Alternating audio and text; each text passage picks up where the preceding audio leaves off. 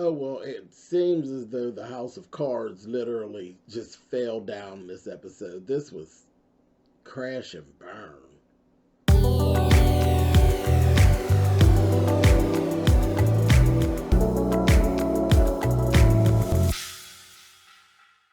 Hey guys, thanks so much for clicking on the video. This is my review for Real Housewives of Atlanta, Season 12, Episode 16.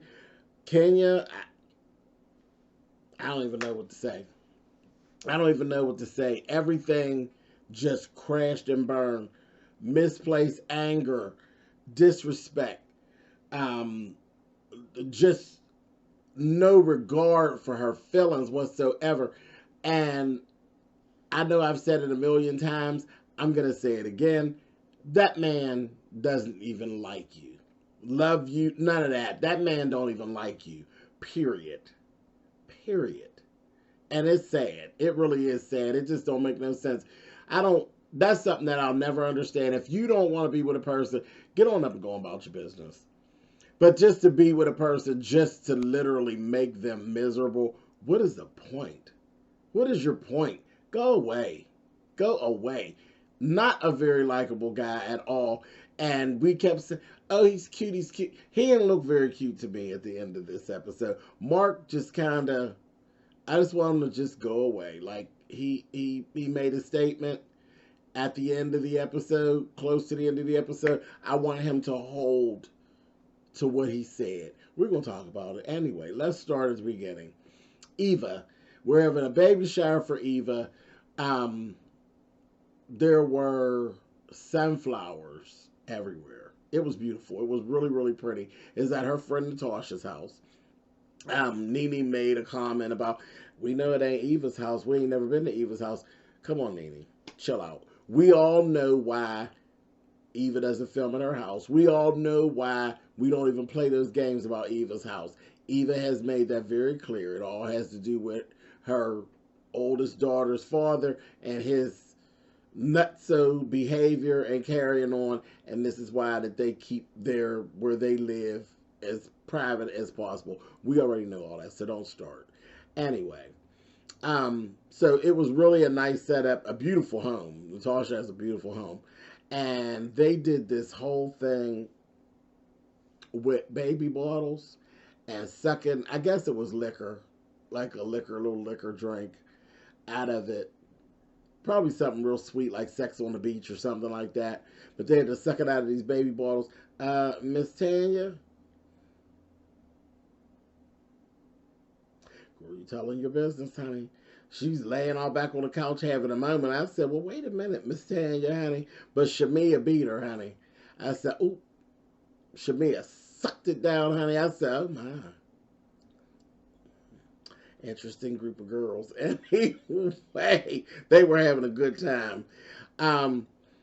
Then Tanya and Kenya and Candy actually went outside and had a seat. And they had a little talk. They spoke about the basic invitation to Mark's event. And I just kind of had to laugh at Tanya because I understood her. I did understand her on I understood her. I understood her, but Tanya was playing games too. She just wasn't here for it. She came out and basically said in her confessional, Kenya wants to use Paul for his good name because it's a fundraiser. So you want to clout chase, basically. You want to use Paul's name to bring money in for whatever your fundraiser is for your husband. Yet you didn't think enough of Paul not to slander his name with the cookie lady. And now you want me, after you done embarrassed me and talked to me like shit, you want me to go and use myself to get Paul involved in it. I understood, Tanya. I understood. So, yeah, let's move on. Nothing really got solved at that table, but I knew for a fact that Paul, for some reason, wasn't going to show up. But anyway, moving on. So we go over to Candy's. Candy's practicing with her team. she keeps talking about doing more acting, and I definitely see where she was going with this. She's like really working on method acting, um, which I think is like the most interesting. It really is the most interesting when you have like method actors and they really throw themselves into what the role is. Um, I can't even imagine a better way to get results than to, when you say walk a mile in my shoes, that's not always possible. But if you can get as close to it as you can, I can imagine you would get the best results. So the role is actually for the show The Shy, and the role is a soft stud.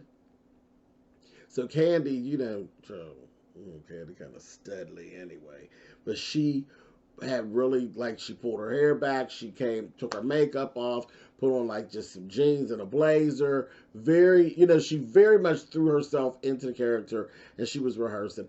I thought it was very entertaining. I enjoy seeing the inner workings of talent. That's just me, So I'm always on board when Candy's doing her thing.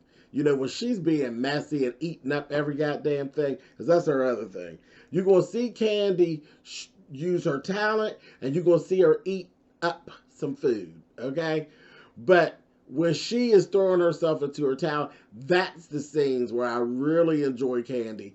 And a lot of times I enjoy Candy's family life stuff, but her family's so goddamn messy sometimes that sometimes that just kind of crosses over, and I'll be like sitting with a little angst.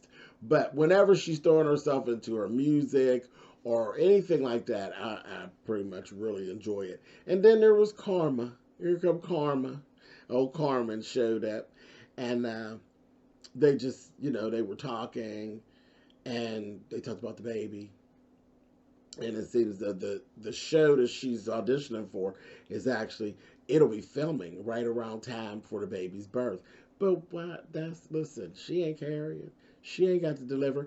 It would be nice if she's at the hospital for the birth, but it won't be no real big deal if she not, because she ain't got to push. Okay? What she got to do is make that money, is what she got to do. So we're not going to make no big deal of that.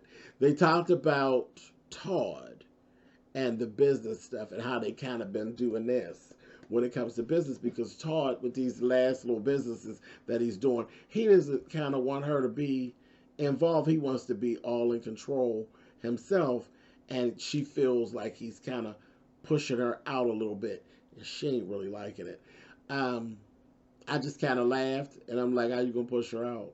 Because it's 9 times out of 10 it's her money. So I don't know about that, Todd. But anyway, moving on. Cynthia, I done warned you. I done warned you, Cynthia, and you just ain't listening.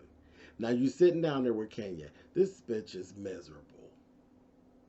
I don't even know no nicer way to say it. This bitch is miserable. Okay, Mark is making Kenya crazy, driving her crazy, treating her like shit. Bitch is miserable.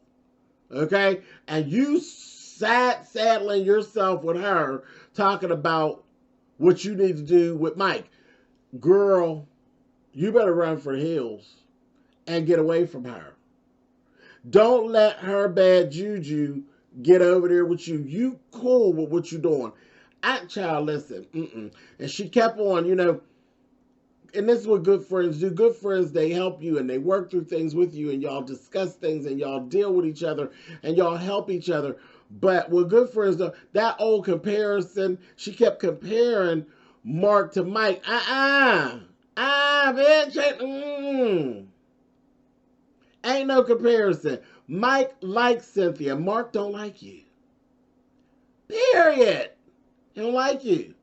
So she kept on driving in his past cheating and stuff. She just driving it, and then she just always, I don't like it. I don't like it. I feel like it's very much a projection of what your misery is, and it's aggravating. I'm like, I don't like it. I don't like it. And then she sat up there and she said, anybody who cheats, they're a liar, and this, that, thing, and the other.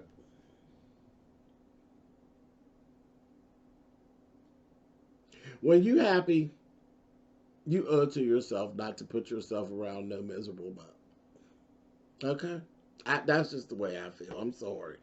But, some people can really suck you in and sink you down with their misery. And that's just how I see it with Kenya. She just need to go somewhere to sit down. She miserable, and she need to try to do what she got to do for her and leave Cynthia alone for you help screw up what Cynthia got going on. Then she sat and said, I never lied to Mark. I've never lied to him. And Cynthia said, well, what about him to you?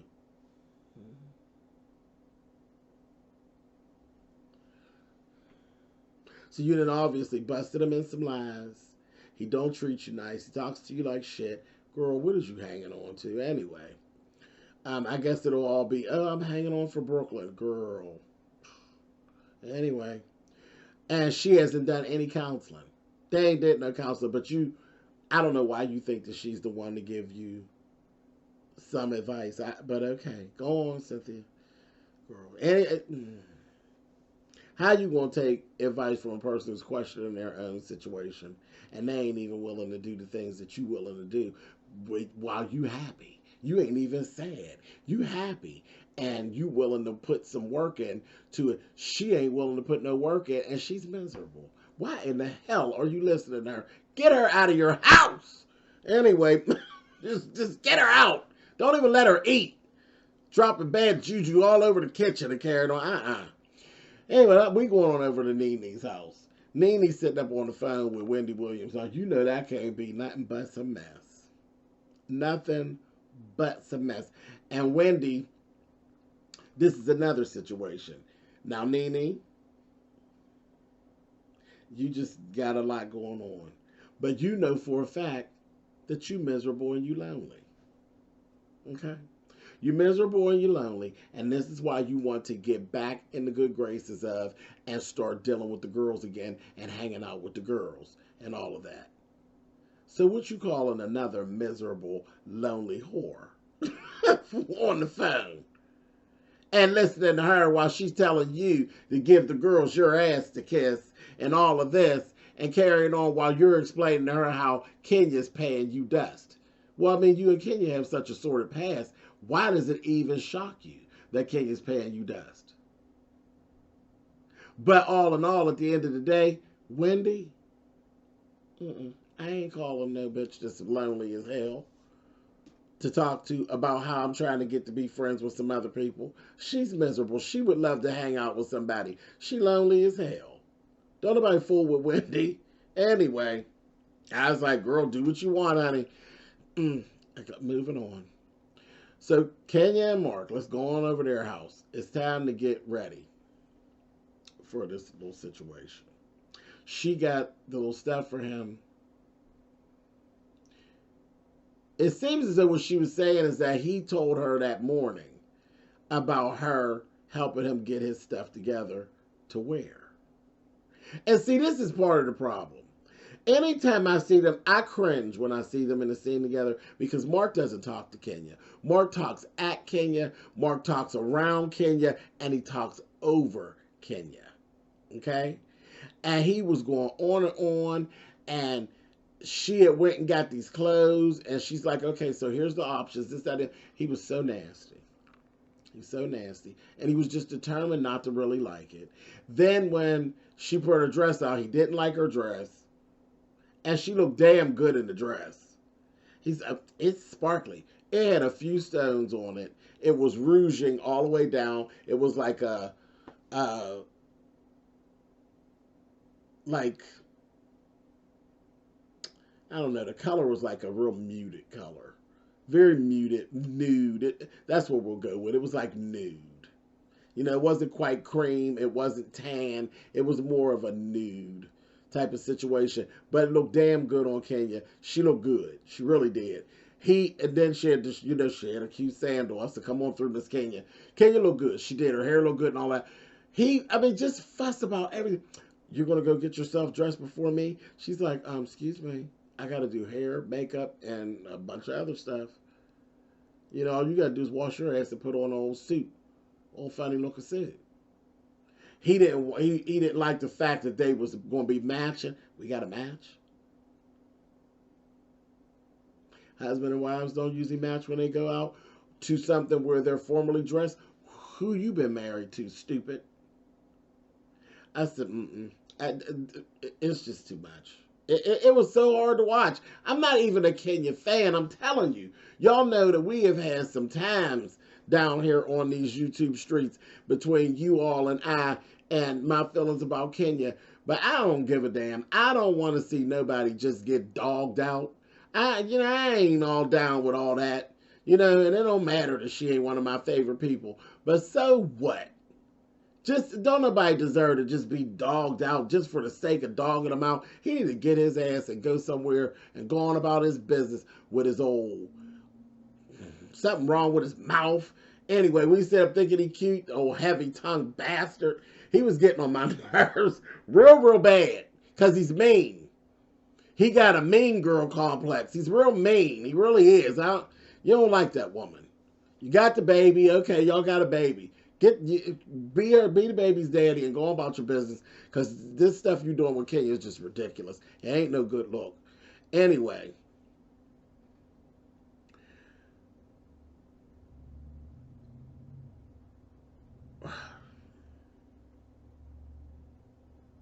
I'm just sitting here thinking about just how he talks at her. That's terrible. And she just cowers. Girl, I don't know. I don't understand. You need to tap into that nasty bitch you got on the inside and let him have it. He came down to the function. They didn't even come together. They didn't come together. He left her. He was there. He walking around. And then we started to see Mark thinks he's important. Mark likes Mark a lot. Mark enjoys hearing himself talk. I said, oh, okay. So you really are Kenya's equal. You nasty and you mean, and you think you're the best thing going. Kenya really did go find a male version of her nasty little self. I don't give a damn. She bore a child for him. She still don't deserve that behavior. Just terrible. He walked around there. He was just talking. I said, just shut up.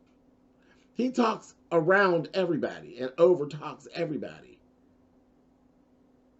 I said, what the hell is going on here? Then the way he treated. Now, Mike basically was like the host for the whole night. He treated Mike like he wasn't important at all. He walked all around the room, and then Mike and Cynthia's the last ones that he actually spoke to, when they were the only actual important people that were actually in the room at the time. You talk to the people setting up the tables and different things, and these people that we don't know and don't have nothing to do with nothing, and just acted like Cynthia and them wasn't there. And then when you finally got back where wasn't nobody else to talk to, then you said something that,